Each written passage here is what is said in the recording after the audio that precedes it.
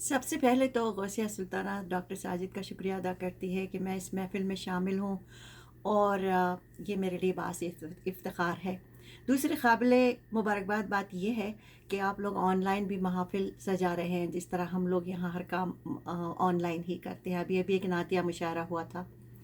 ہاں، تو میں ایک مختصر سی کیفیت امریکہ کی یا دیار غیر کی لے کے حاضر ہوئی ہیں۔ اردو شاعری کے شجر کی دیار غیر میں جو شاخیں موجود ہیں، اردو شاعری زمین کے کسی بھی خطے کی فرما بردار ہے۔ بس وہی چھوٹی سی مختصر سی کہانی ہے۔ شاعری عطیہ خداوند ہے، اور زبان اردو کے ادبی معرکے ہمارے حافظے کا دل فریب حصہ جو ہیں۔ اور ہر ملک کا ادبی معرکہ اپنی نوعیت کا ایک الگ ہوتا ہے، کہیں خفیف، کہیں شدید، تو کہیں فریق۔ ہاں، تو شاعری ہماری تہذیب و تمدن کا لطیف مظہر اور سماجی توقیر کی پہچان لے کر تارکان وطن دیار غیر میں قیام پذیر ہوئے ہیں۔ ہاں، غزل اردو شاعری کی آبرو کہلاتی ہے، جن سے سچ پوچھو تو غزل نے اردو نے بے زبانوں کو، اسپیشلی غزل نے اردو بے زبانوں کو بھی زبان عطا کی ہے۔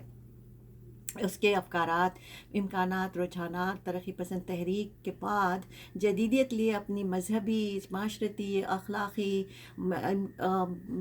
آپ جو نام لے لیجئے، یعنی کہ سماجی، مذہبی، روحانی، سارے غرض کے کئی رول اس نے ادا کیے ہیں۔ غزل کی باریک بینی، ندرت خیال، اس کا احساس، اضطراب انسانی زندگی کو نہ صرف عیاں کرتا ہے، صرف عیاں نہیں کرتا، بلکہ اس میں موجے تلاطم ہے جو دھاڑے مارتا ہے۔ بقول احمد فراز، صرف قیدی پرندہ ہی جانے ہے کہ وہ کیوں نغمہ سرا ہے۔ غزل روایتی اور تہذیبی آج کے حالات سے آنکھ ملانا جانتی ہے، حوصلہ رکھتی ہے۔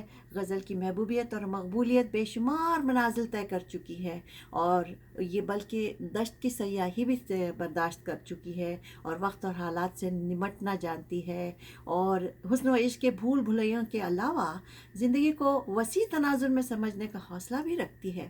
بہت بڑی بات ہے۔ اور دیار غیر میں غزل کی سدا بہار صنف سخن غزل نے ماحول اور معاشرے کا خوب ساتھ نبھاتے ہوئے قدیم و جدید غزل کے درمیان ایک متوازن راہ بھی قائم کی ہے۔ کلاسیکی غزلوں کے علاوہ متوازن راہ جو قائم کی ہے وہ ہے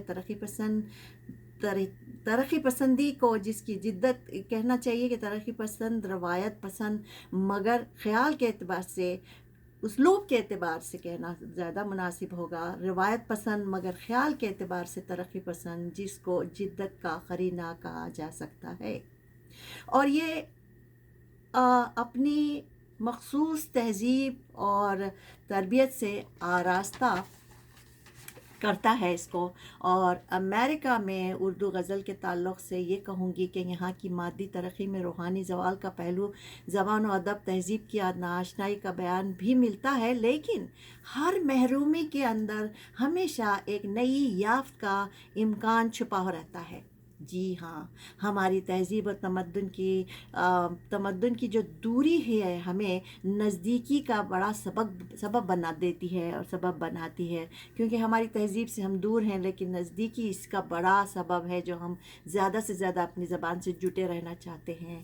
تاریخ انسانی عمل کا ریکارڈ ہے، لیکن تاریخ کو افسانہ بنا دینا وہ ایک محض ذہنی کارخانہ ہو جاتا ہے۔ تو اردو زبان امریکہ کی مقامی زبان بھی بن چکی ہے، یہ کہنا چاہوں گی، اور نصف صدی پر محیط ہماری نئی نسل تہذیبی ٹکراؤ بھی قبول کر چکی ہے، یہ بھی کہنا چاہوں گی۔ یہاں کے بڑے بڑے شہروں میں جیسے new York, California, Chicago, Houston اور ڈالس وغیرہ جیسے بڑے شہروں میں باضابطہ مشاعرے منعقد ہوتے ہیں، بر صغیر سے شعراء کرام مدعو کیے جاتے ہیں۔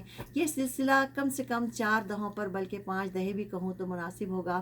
اردو غزل کی اپنی خوبی اور حسن آرائی ماحول کو اپنا لینا چاہتی ہے، اور سو یہاں بھی ہے، اور یہ ہماری معاشرتی ضرورت ہے۔ یہ ہماری معاشرتی ضرورت ہے. یہاں اردو کا تعلق معیشت سے نہیں ہے، مگر معاشرت سے بہت بری طرح سے اور اچھی طرح سے جڑا ہوا ہے. فراق نے کئی سال قبل اردو غزل کو نیا پن دیتے ہوئے، جس طرح تقسیم ہند کے بعد معاشرہ اور تہذیبی زندگی کا رس گھولتے ہوئے ارضیت اور مقامیت کے رنگ بھرے تھے، اسی طرح تارکان وطن نے ارضیت و مقامیت کے نئے رنگ بھرتے ہوئے اردو غزل کو تازہ لہجہ بھی دے رہے ہیں، اور مسلسل کام بھی ہو رہا ہے.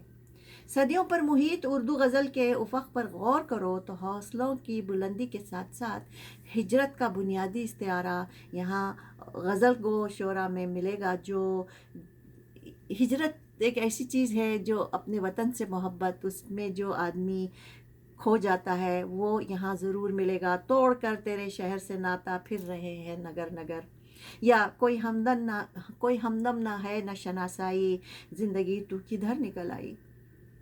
بھائی اپنی سوندھی مٹی سے محبت کسے نہیں ہوگی. کلاسیکی انداز میں خواجہ آتش کہتے ہیں، نکھرا ہے کتنا آج آتش حسن رات کا، چاندنی کے خشک آب سے دھلی ہوئی ہے رات.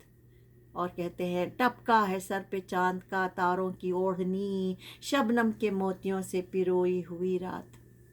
جد و جہد تو جاری ہے، اور حد درجہ جو ہے مانوس اور کیا کہنا چاہیے محسوس جذبوں کو لے کر شاعری عام طور پر محسوس تو ہوتی ہے، لیکن انہیں لفظوں کے پیکر میں کلاسیکی انداز میں ڈھالنے کی توفیق کسی کسی کو ہوتی ہے.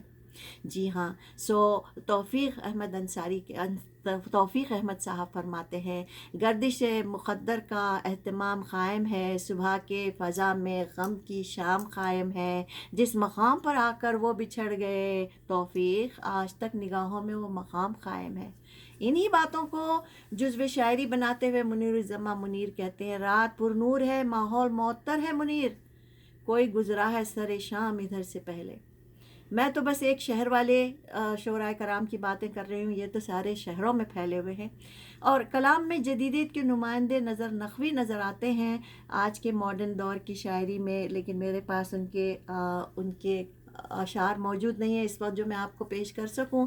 لیکن افتخار نسیم کہتے ہیں، شہر بنتے گئے مگر انسان آج تک غار سے نہیں نکلا. جی ہاں، پرانے راستوں پر چلتے چلتے نئے قدموں کو کھوتا جا رہا ہوں، یہ بھی انہی کا کہنا ہے. میں آنسو دے رہا ہوں تیرے غم کو، یہ پودا روز پانی مانگتا ہے. اور تجسیم کی دل فریب مثال میں دیتی ہوں، قدموں کے ساتھ ساتھ پتوں کا شور بھی اٹھ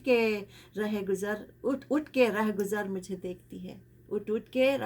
مجھے دیکھتی ہے. اور اردو ادب میں اونچا مقام حاصل ہو نہ ہو، یہاں شعر و شاعری کی شمع جلائے ہوئے معتبر اور مؤثر نثر نگار اور شاعر موجود ہیں، ضرور ملیں گے. اور شعری مجموعے بلکہ ان سب کے دیوان موجود ہیں، اور برابر کام ہوتا رہتا ہے. میری ہتھیلی پہ ٹھہرا ہوا سا پارا لائف، انگریزی ردیف.